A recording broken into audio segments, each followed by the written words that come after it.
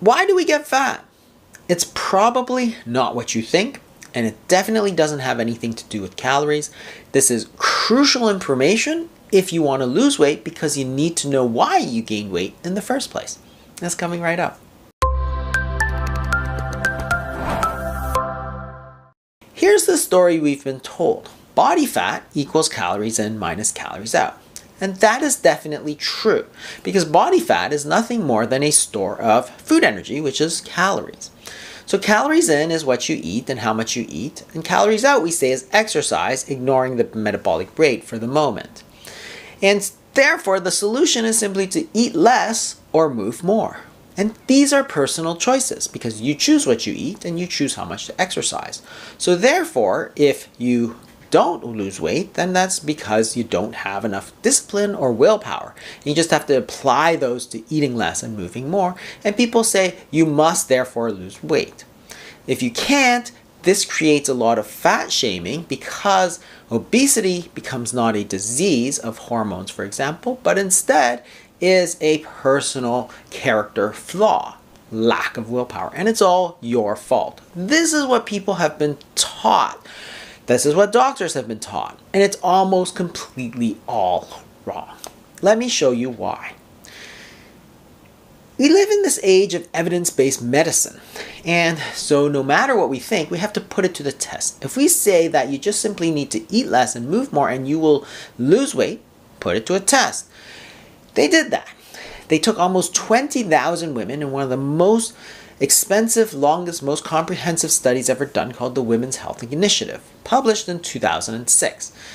It randomized one group to eat fewer calories, mostly by cutting out fat, and one group to eat what they normally ate. So this group ate about 361 calories less every single day. If you look at their exercise, it went up by about 10%. Eat less, move more, perfect.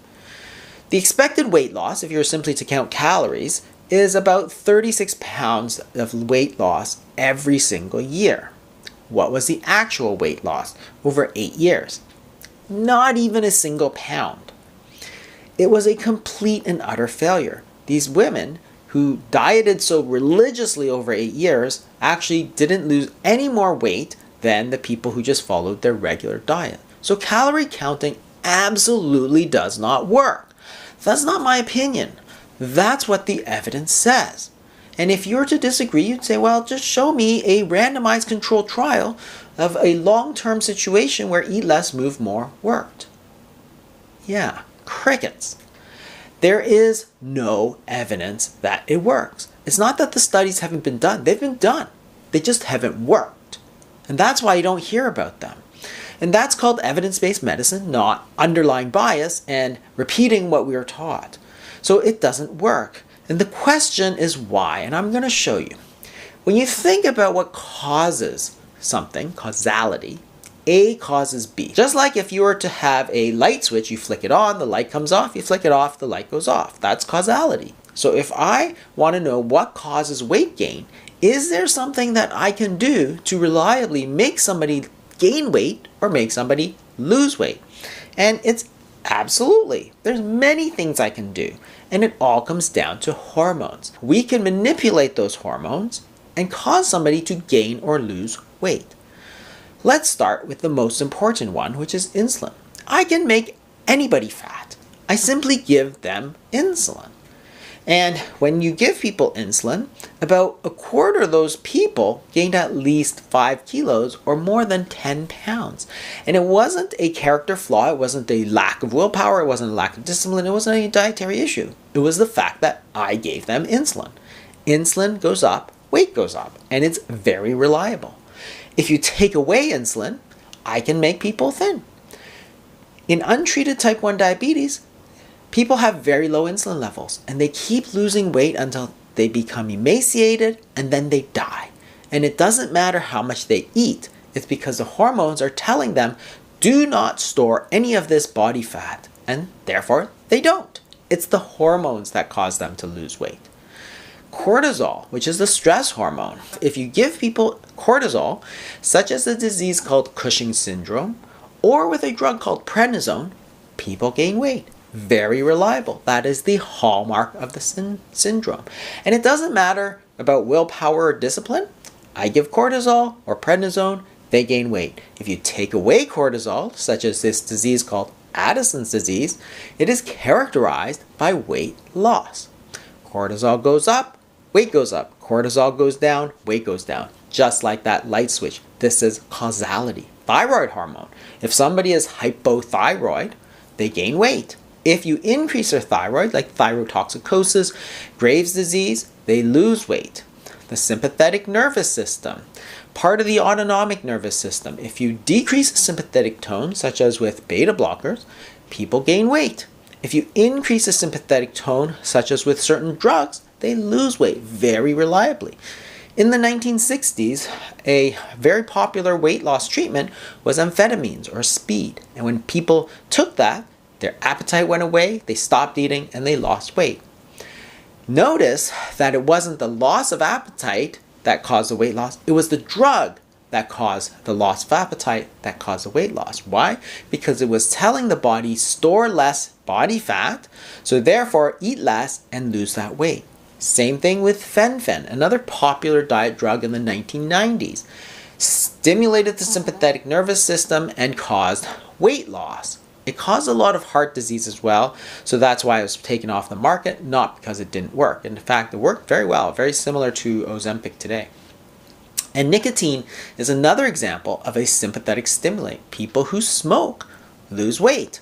Why? It's not willpower, it's not discipline. It takes away the hunger, and it's also because it tells your body to store less fat. When people stop smoking, they gain that weight right back. Testosterone is yet another example.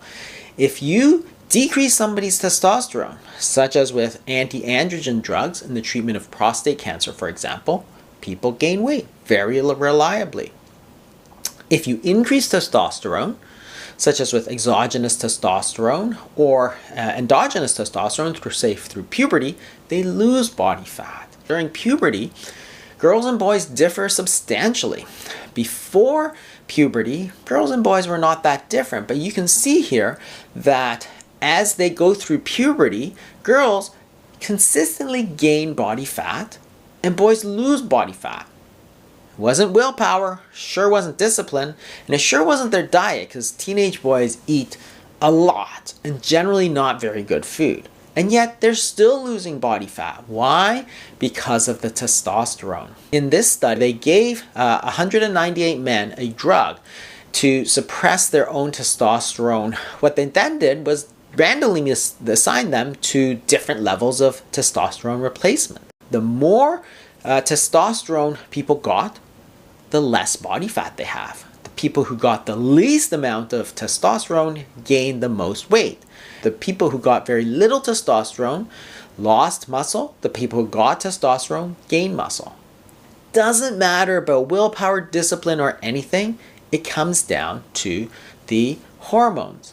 When you take away androgens, such as in this study, because of usually treatment of prostate cancer, you can see that androgen deprivation therapy caused a massive spike in abdominal obesity as well as metabolic syndrome. So again, the testosterone was important, not the calories. Estrogen, progesterone is the same. When you decrease estrogen, such as through perimenopause, people gain weight. That's why women always talk about perimenopausal weight gain. If you listen to these women, they all say, I'm eating the same, I'm exercising the same, but I'm still gaining weight. Why? Because your estrogen is going down. Progesterone is also another hormone that changes through perimenopause, and it can also be used, such as with the drug Megace or Megestrol, to stimulate appetite to gain weight. Over the menstrual cycle, you can also see a difference in how much women eat. During the first half of the cycle towards ovulation, estrogen is going up, and estrogen acts as an appetite suppressant. So you can see that in this first phase, women are eating fewer calories, 1,688, compared to the second half of the cycle, which is post-ovulatory, where estrogen goes down and progesterone goes up, where they are eating much more, up to 2,100. So they're eating more because of the hormones, not because of the lack of discipline or willpower. Most people don't even notice it. More recently, you can manipulate glucagon-like peptide 1 or GLP-1, such as with Ozempic. You increase GLP-1, people lose weight. Notice that the Ozempic did not restrict calories in any way. It was a hormonal change in the GLP-1 that caused a change in body fat. And the same with GIP and glucagon, such as with the drug Mounjaro. You'll notice that in all of these examples, none of these interventions restricted or affected calories in any way. They were all hormonal therapies. Obesity is a hormonal, not a caloric imbalance. There's a whole bunch of hormones that affect body fat, either up or down. And this, because body fat equals calories in, calories out, is changed. So when your hormones change, your body is told to either gain more fat or lose the fat. And in order to do this, your body activates changes in hunger and basal metabolic rate. If insulin goes up, your body gets the signal, I need to store more fat. So therefore it increases hunger so that you eat more so that you gain the weight. If you don't eat more, then your body will simply reduce the metabolic rate and you will still gain that weight because you're burning fewer calories. The whole point is that the primary driver of the whole thing is the hormones, not the calories, because the hunger and the metabolic rate are not personal choices, and therefore it's not simply the lack of discipline or lack of willpower, because hunger is not a choice and metabolic rate is not a choice. The calories in greater than the calories out is the result of the obesity, not the cause of the obesity. When you look at the cause of the obesity, it's going to be things like too much insulin, too much cortisol, too little testosterone, too little estrogen, too much progesterone, too little sympathetic tone, and so on and so forth. You got to look at the hormones, not the calories, and certainly not the willpower. So the question is, why do we have this obesity epidemic? Well, we know that obesity is caused predominantly by an increase in insulin. And what we're saying is that if you take a certain food, even if there's the same number of calories, they influence the insulin in different ways. That is, if you eat a cookie, it's going to spike your insulin. If you eat an egg, it's not. So therefore, for the same number of calories, you have different hormonal responses, which simply means that some foods are more fattening than other foods, which is pure common sense. Brownies are more fattening than broccoli. Well, duh, that's obvious, isn't it? So why did this whole epidemic of obesity happen? Well, in 1977, for the first time in history, the government told us what to eat. Before that, your mother told you what you eat. And what the government said in 1977 was eat more carbs, more bread, more rice, more potatoes. The specific goal was to raise consumption of carbohydrates to 55 to 60% of calories and eat less fat. So carbohydrates are, of course, stimulating more insulin. And therefore, in 1977, just as the government told people on a nationwide basis to eat more carbohydrates, people started to gain more and more weight. And this matters because obesity is at the center of almost every disease that we face today. Cardiovascular disease, cancer, diabetes, kidney disease, infections, pulmonary disease, and so on. But doctors are not taught the first thing about what causes obesity and respond with ineffectual advice like eat less and move more or count your calories. And failing that, take your Ozempic. But you have to understand that obesity is predominantly a disease of hyperinsulinemia. So what can you do about it? Well, you need to lower insulin. How do you do that? Eating a low carbohydrate diet, intermittent fasting. Those are great places to start. Certainly there are certain drugs that can help you do that as well. But if you want to do it naturally, low carbohydrate diets and intermittent fasting are the way to go. Thanks for watching. I hope you learned something.